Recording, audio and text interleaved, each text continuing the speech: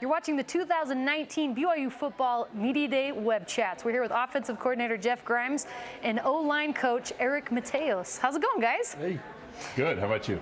Really good. We had your offensive line on a few minutes ago. It was Tristan Hodge and Brady Christensen. They said to describe you, you were explosive. They said they're like in the team room, it's kind of quiet, and you just explode in the room. How do you respond to that? There's a lot of merit to that. I would say that I have a good feel for the room, and if I feel that it's a little dull, I think it's my responsibility to liven it up. So that's how I'll translate that comment. So I do want to ask, now, you've got the mustache. Yeah. Last year, Jeff, you had a mustache. The coaches had a mustache for a while. So have you always been mustache guy, or is this fairly new? No, I think I'm just trying to help everyone imagine what I used to look like a few months ago with a beard. So I'm just giving it's just like a preview of what I might look like. You were able to have a really nice mustache. How would you grade Eric's? Well, see, he said he was going to start his early, knowing that we would probably start again in August. August-ash is what we called it. I was trying to get ahead. And so, yeah, he's trying to get a jump on us. And so, I don't know. I think I'll be able to catch up in about a week or so. I think I'm going to dye it, though. I was going to say, I like the two-tone. Yeah, I kind of look like a basset hound with my facial hair. So I need to get it one solid color. Oh, yeah, that'd be awesome. That would look really good. Yeah. Be careful dyeing that thing. You never know what it's going to look like. All right, let's jump into this. Coach, compare and contrast how you feel about the offense last June compared to right now. How you feel about them? Well, I think last year there was a lot of eagerness, but based on hope. You know, I think the players were excited about something new, a new system, a new staff, and really excited to prove that they could do something after having a really disappointing year the previous season. I think this year there's more confidence. I don't think it's just hope. I think this year they're confident and equally excited, but now based on a little bit of merit. And I think last year we established the fact that we can play with anybody when we play well, but we also showed that we can stink it up when we're not on our game. And I think there are positives in both of those. And the positive is that there's still a lot of growth and a lot of room for us to improve. Well, in speaking of that, the growth, we can't, and anytime we're out and about, people want to ask us about Zach Wilson. I'm sure it's quadruple for you. In terms of the progression of Zach, how pleased are you with the progress he's made, both physically coming back from the surgery, but also his overall knowledge of the offense? Well, I think he's on track physically, and certainly I don't have anything to do with that, you know, but everything I'm hearing from the training room is that he's moving in the right direction and he's at or ahead of schedule, and we have every reason to believe that he'll be ready to go.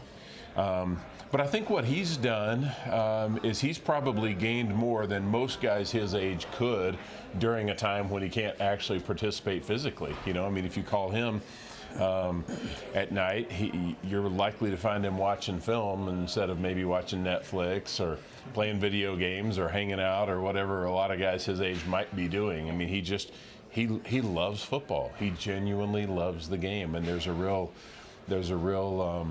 youthful exuberance about him when you talk about football, and I love that. And I think it's something that will allow him to be ahead of where he was last year, even though he hasn't been able to participate in the traditional way this spring. Youthful exuberance. Yeah. I like that.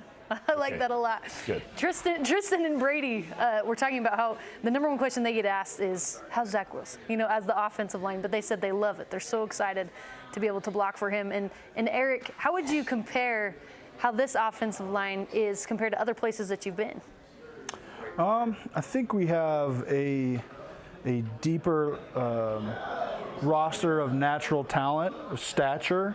We have a lot of guys that are really excited about playing the game. They enjoy the process of it, of the meetings to the practice field to the workouts. And I've been around some good players, and every O-line is a little bit unique in their own ways. They have their own inside jokes. They have their own style. I think, you know, my biggest role is to kind of guide them down the correct path. But I'm a big believer that the best O-lines kind of run themselves, and so they have their own way of doing business, and they're on the right track, and they're a joy. They're a real joy to coach.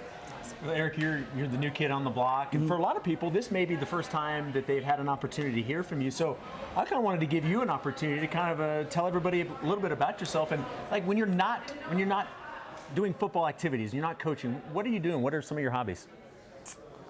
I'm gonna be. I like. Is there anything else? I love movies. I'll go see a movie by myself. I'm a single guy, so it's really go to work.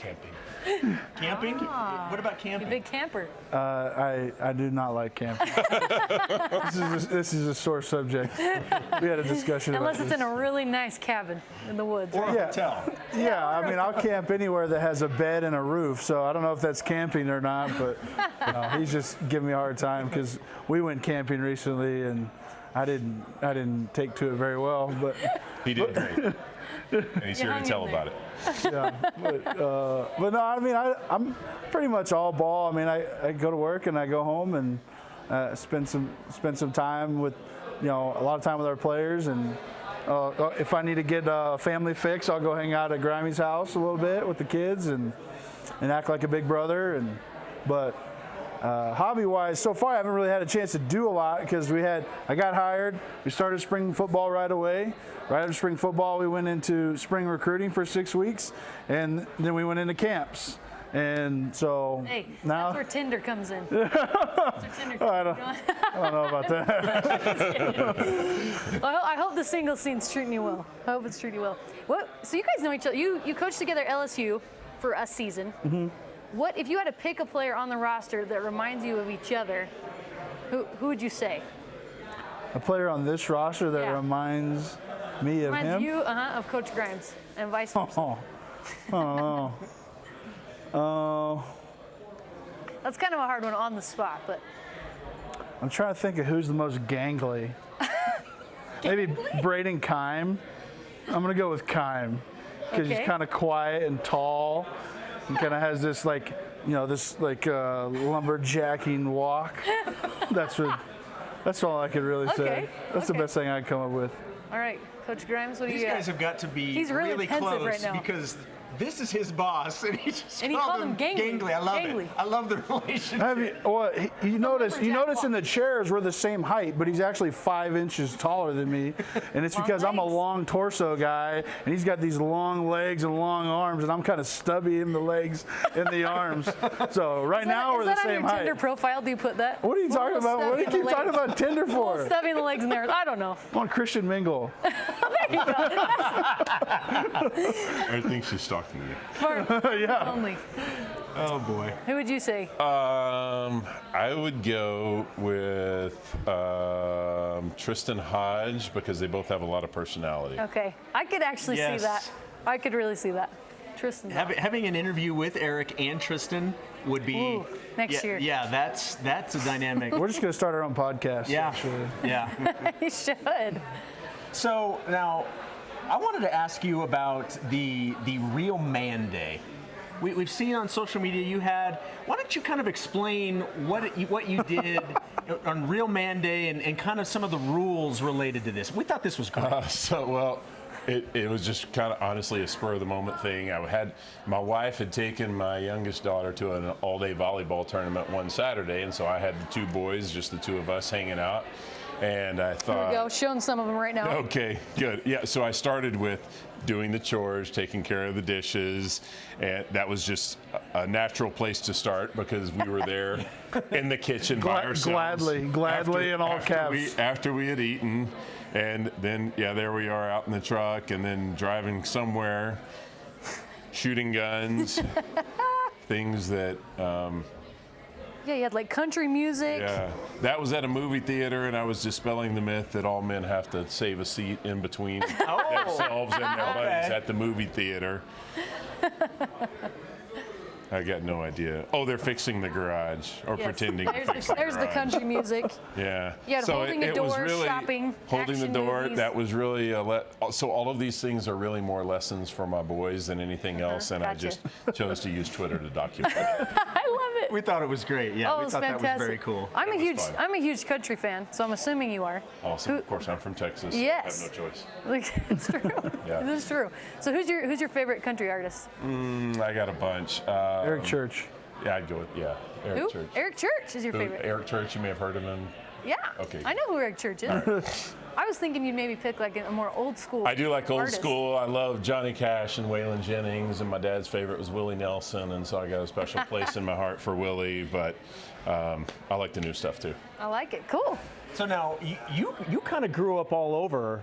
At one point you lived in the Kansas City area. I think I've actually Yeah. asked you because I'm originally from Independence area. So I think I'd asked you about that. But you kind of grew up in a lot of different places. How do you think that shaped you growing up? I think just understanding different people from different backgrounds. And I was born in Broward County, South Florida. My dad's from Cuba. So I've grown up around a lot of diversity, and Southern Florida is a very diverse place as it is. And then, so living there for a while, having half my family there, growing up and moving to the Midwest, learning just the difference in culture. And one thing I always do when I move is I try to embrace wherever I'm at, embrace the culture that I'm living in. When I lived in Louisiana, I ate more crawfish than anybody, and when I lived in Texas, I floated the rivers all the time, and so I just try to embrace wherever I'm living. I think it just gives me a diverse understanding of people and where they come from, and people are all inherently just about the same. They just have different things that they portray as what's important, but most people are the same. That's all. I wouldn't peg you as a Cuban. I'm not gonna lie to you. Yeah, well, my mom's blonde hair, blue eyes. So Oh, awesome. Yeah, so I look more like my mom. My next brother looks more like my dad. So Cool. the family picture is a little bit suspicious. I like it. Well, we're going to play a game to see how well you knew your offensive line. So I'm going to just ask you a couple questions you can verbally tell me because we only have like 30 seconds. Who weighs the most according to the roster on the offensive Ethan line? Atagi. Look at that, right out of the Love gate. This. I love this. All right. Spot on. Go ahead, Shep. All right, who served their mission in Uganda? Clark. Clark Barrington. Wow. Step up the game. Coach, here we Two go. for two. Who has the most followers on Instagram? Brady. Close. Harris. I don't know why I said close. It wasn't close. Wasn't Yeah, close. Harris Harris? LaChance has 1,367 followers. Oh my gosh. How many people would want to look at pictures of Harris? It's ridiculous. I love it. All right, which two players are from California? I'm actually surprised there's not more than Kiefer and well, Addison's on the O-line now. He's from California. Who else? Do you know? Starts with a K. Oh, Keanu. Giannis Eliapaga. Yeah, forgot. All right, this is the last one. Which player is majoring in accounting? JT. Nope. No? might be. He's finance maybe? Brady. Brady Christensen. That was I think really good. I though. think JT is too. Maybe it's not on there, but he's somewhere in finance or I believe accounting. you. Brady's early in his academic career. We'll see how that goes. Yeah, we'll see. We'll see if that sticks. I was gonna say that's Brady seems like he might be more of a humanitarian or what is it called? I can't remember. what it's called. humanities. Humanities. Yeah. I'm like, I always love right? I love when you see that in college football. Major humanities. You're like, what is that? What is that? I love it. Okay, guys, thank you so much for joining us. All right, you we bet. appreciate it. Love getting to know you.